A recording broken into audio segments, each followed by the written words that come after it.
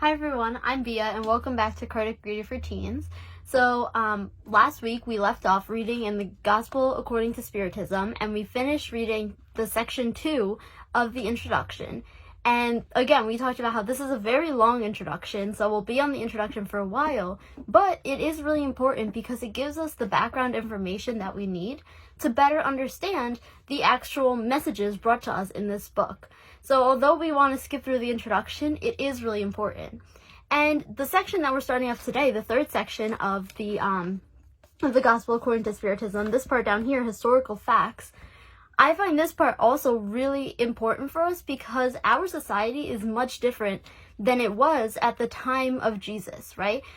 And we don't necessarily have these specific groups of people or these terms anymore because it's different. Or even if we do have these terms, sometimes now they have a different meaning to us than they had back in those days. So it's really important for us to learn about these historical facts so that we can understand why Jesus' teachings are the way they are, right? Why are they worded a certain way? Why are they talking about a certain subject? And this gives us a lot of background and helps us a lot to understand what Jesus really meant at that time, right? When he was talking to those people at that time, relating to those people at that time, right? What was happening at that time? What were those people struggling through, right? Because our society is much different and uses very different vocabulary than they used to do. So it's important that we go through this section, historical facts. So usually I try not to just read from the book, and I try and sum it up so we're not getting too bored or anything by the topics. But for this one, there's going to be a little bit more reading because these are historical facts, and I don't want to mess any of that up. So I will be reading from it so that we get the true accurate information. So here in the beginning of the section, it starts by saying it's necessary to know the true meaning of these words to understand the gospel. Because, again, there's a bunch of words thrown around that we're not going to know. Or even if we know, they might have a different meaning. So it's really important to understand the definitions and understand what these words mean for us to be able to understand Jesus' teachings. And they also explain here how this has been a reason that these teachings are so misinterpreted and confused, and people don't understand them because they don't understand the vocabulary. Or even if they think they understand the vocabulary, it's something completely different.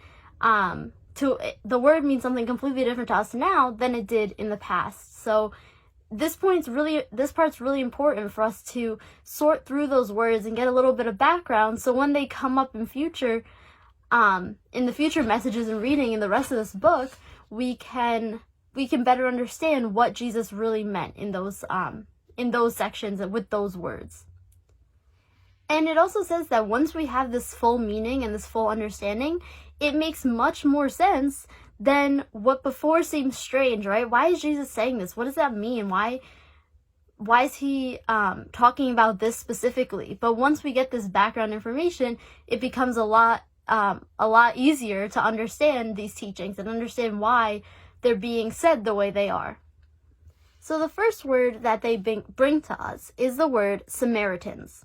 And so what is a Samaritan, right? And a lot of times, okay, we've heard about the story of the Good Samaritan, but again, do we have anything else to support that, right? What is a Samaritan? What does that mean? And that's what they're going to bring to us here and explain a little bit about what the Samaritans are. So it says, after the division of the 10 tribes, Samaria became the capital of the distant kingdom of Israel. Destroyed and rebuilt of various times under Roman rule, it became the administrative head of Samaria, one of the 4 divisions of Palestine. Herod the Great beautified Samaria with sumptuous monuments, and to gratify Augustus gave it name of Augusta. In Greek, Sebaste. The Samaritans were almost constantly at war with the king of Judah. Profound aversion dating from that time of the separation perpetuated between the 2 tribes, causing them to avoid any kind of reciprocal relations. In order to widen the scheme and to avoid going to Jerusalem for religious festivities, they built themselves a private temple and adopted some reforms. They only admitted the Pentateuch, which contained the laws of Moses, rejecting all other books to which these were annexed, and these sacred books were all written in ancient Hebrew characters. According to the Orthodox Jews, they were heretics and were consequently despised, excommunicated, and persecuted. The antagonism between the two nations was found exclusively upon their religious divergences, despite the fact that the origin of their beliefs was the same. They were the Protestants of their time. Some Samaritans are still to be found in certain regions of the Levant, especially near Nablus and in Jaffa. They observe the laws of Moses more strictly than other Jews and only marry among themselves. So that's what they had to say, right, about the Samaritans, a little brief summary for us. So let's break that down to make sure we understand, right? So what they're saying is the Samaritans, right, from this place, right, in the beginning they talk about how the division of the 10 tribes, and one of them, right, Samaria, became the capital. And again, it was destroyed, rebuilt, a lot of it happened to it, and it became the administrative head of Samaria, one of the 4 divisions of Palestine. So the place is Samaria, right? So that's where we're getting the name Samaritans from the place of Samaria.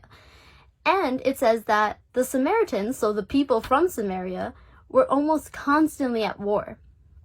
And because they were at war, they didn't want to have to travel to a different town to go to religious festivities. So they wanted to be able to have their religious festivities in their town, in their city, because they didn't want to go other places because they were almost constantly at war. So it's saying here, they built themselves their own temple, right? They built a private temple, and they also brought some reforms. So not only did they just build a temple, but they also changed it up a bit to their liking.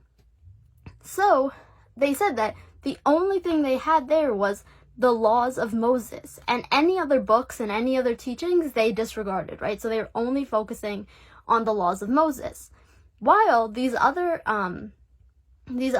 temples and other sectors of this religion were open to more, right? It was Moses' teachings and other teachings as well, but they only wanted to focus on Moses' teachings, right? These the laws of Moses. And so because of this, right, they were despised and they were excommunicated, persecuted. So no one liked these Samaritans because they were only focusing on the laws of Moses and they were disregarding all other books. So the only difference between these groups of people was their religious differences, right? So so that's what was separating them, strictly the religion's differences, they're saying here. But it's funny, right, that they were that it was their differences that were separating, because their religions were actually coming from the same thing, right? These laws of Moses. And so the origin was the same, but now somehow they had different views of that same origin, right? It spurred into different things. And now they didn't like each other, and no one liked the Samaritans because they had this different view.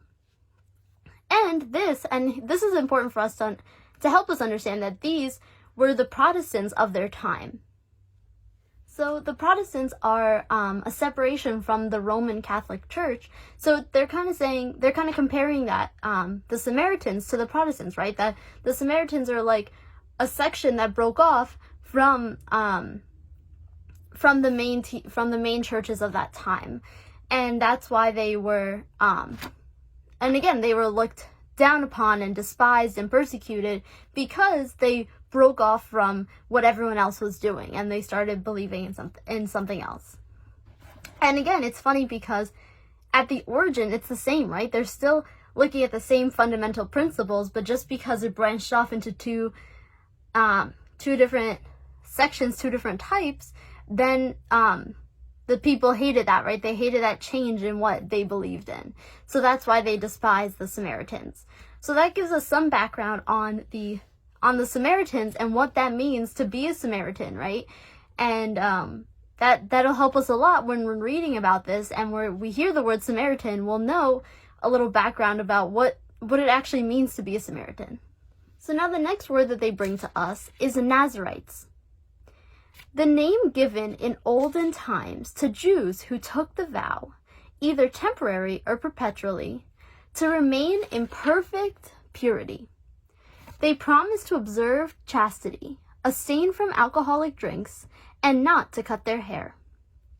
Samson, Samuel, and John the Baptist were Nazarites. Later on, the Jews gave this name to the first Christians, alluding to Jesus from Nazareth. This was also the name given to a heretical sect from the first phase of the Christian epoch, and who, like the Ebionites, from whom they adopted certain principles, mixed the practice of the Mosaic law and those of Christian dogmas. This sect disappeared during the 4th century AD. So here we see that it's really important to define this word because there's a lot of different meanings, right? Just in that time, there was a lot of different meanings. So the first meaning is Jews that took the vow to remain in perfect purity, right? So they were pure, they didn't drink, they didn't cut their hair, and more and more and more. And they say how Samson, Samuel, and John the Baptist, who are figures that we'll see when we're reading this, were Nazarites, right? So who promised to remain in this perfect purity. And so that was the initial term, right? The initial word, the original definition. And later on, this name became the name for the first Christians because of Jesus from Nazareth, right? So the first Christians got this name of the Nazarites. And then it also became a name for this section of Christianity that mixed the practices of Mosaic law with the Christian dogmas. So it mixed these laws of Moses and Christian dogmas, and these people that believed in this mix, right, that followed this mix, became the Nazarites as well. So there's a lot of different groups of people that it passed on to.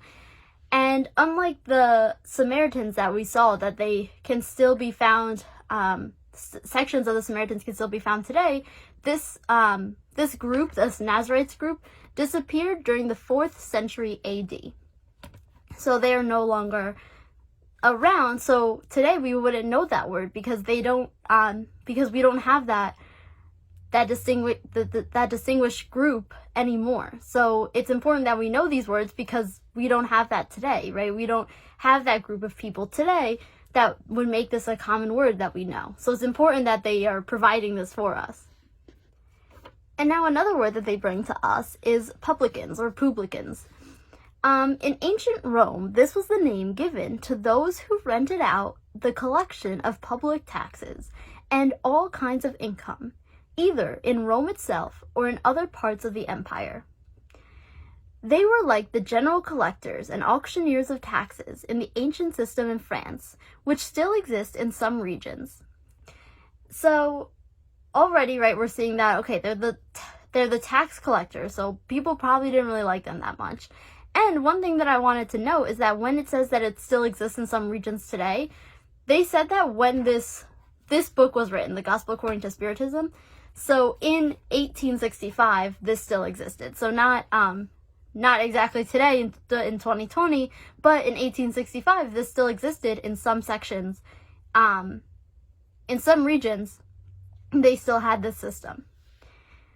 So then it continues. The risk they ran made most people close their eyes when it came to their frequently amounted riches, which for some were the fruits of levies and scandalous gains. Later on, the name publican was extended to all those who superintended public monies and their underlying agents. Today, the term is employed in a disparaging way to denote financiers and agents with very few scruples.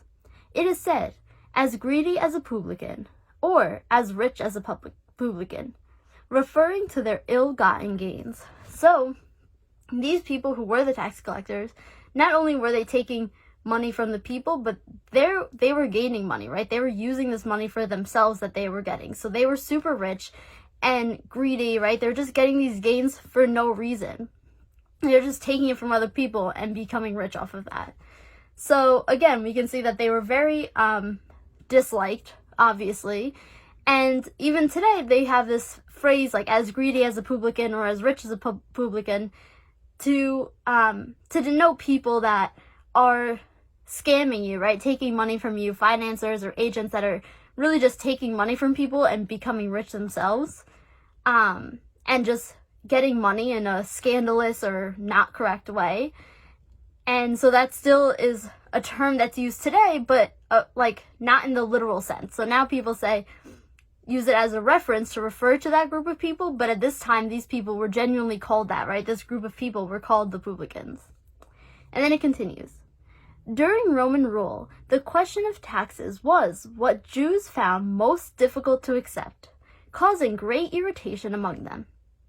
Many revolts result from this problem, so turning it into a religious question, as it was concerned to be against the law. Indeed, a powerful party was formed.